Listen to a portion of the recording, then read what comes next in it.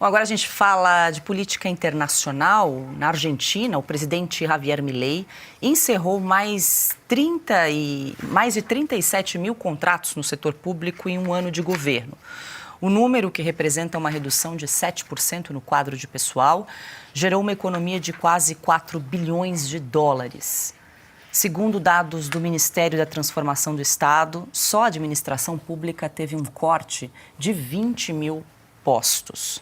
Ai, Carlo Cauti, como é bom ter uma inspiração assim, logo aqui, né, ao nosso lado, o país vizinho, e trazendo aqui mais uma boa notícia do FMI. A Argentina é o único país aqui da região com um superávit fiscal estimado em 1,8% em 2024.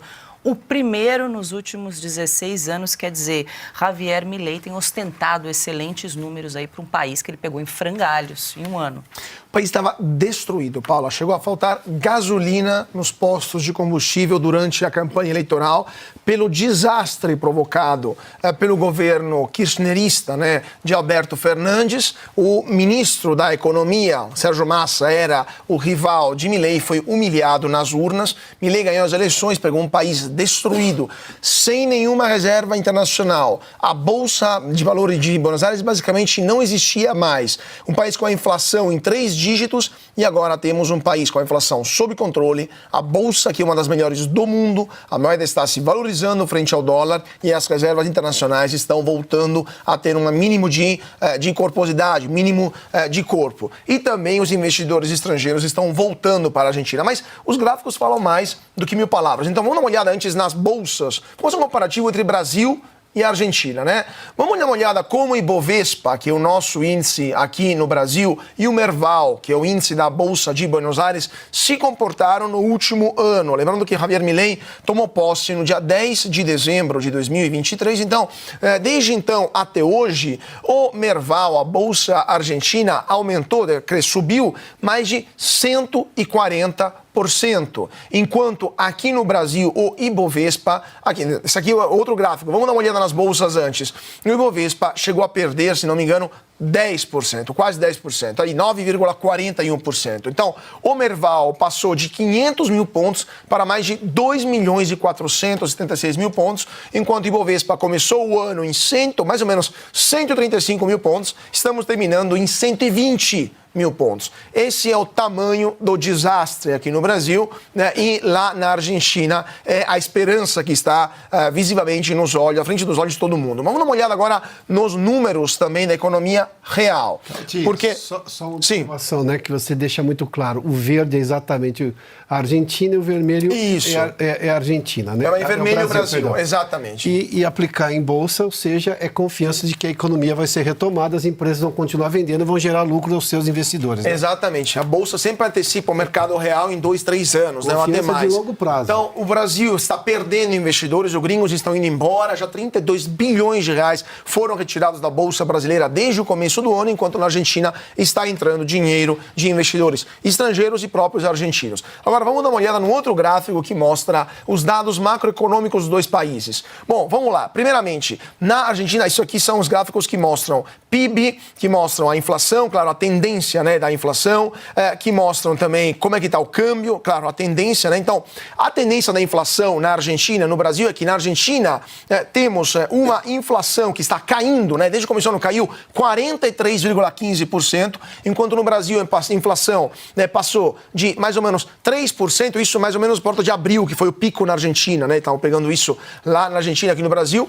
31% no Brasil de alta desde abril de inflação, passamos de 3,6% para indo quase 5%, e na Argentina caiu 43%. O PIB para 2025, segundo o Fundo Monetário Internacional, a Argentina vai crescer 5%, o Brasil apenas 2,5%. E vamos ver se vai ser de fato 2,5% ou menos, né? Porque já há alguém que fala em recessão no segundo trimestre do ano que vem, segundo semestre do ano que vem aqui no Brasil. O câmbio, o peso argentino se valorizou frente ao dólar desde o começo do ano, 23,48%, desde abril, desculpa, 23,48%. Desde abril, o real perdeu 16,60%. Dados são de ontem, tá? Hoje perdeu ainda mais.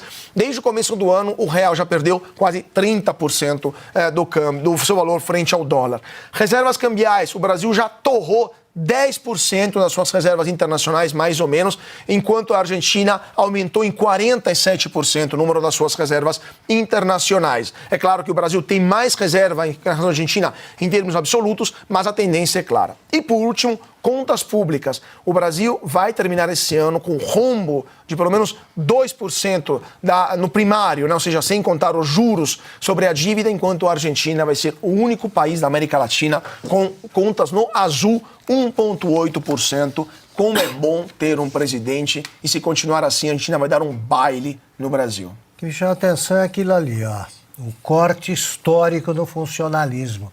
Eu não sei exatamente quantos empregos que haviam sido liquidados, né, estavam sem ocupantes, né, não precisava de mais gente, foram recriados aqui no Brasil, ainda não sei exatamente.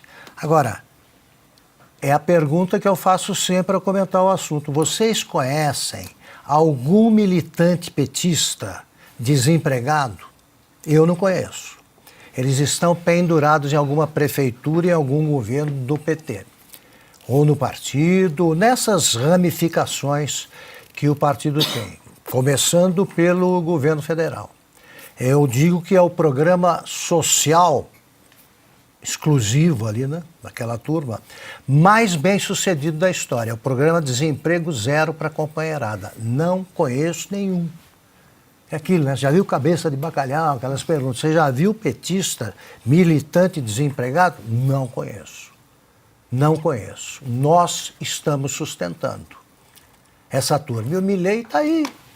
Pega, ó, eu recomendei, está precisando de férias, né? O nosso ministro Haddad. Vai para a Argentina, passa um tempo lá, pergunta para o pessoal como é que se faz. É simples. É só ter um pouco de vergonha na cara e agir com seriedade. Olha o que o Milei está enfrentando. Ele conseguiu fazer com que o argentino suportasse com uma paciência que eu desconhecia, sim, uma virada desse porte. E a partir de agora, aí sim, lá já começou a colheita, que o Lula chama agora de colheita, né, no Brasil. Que não começou nem vai começar.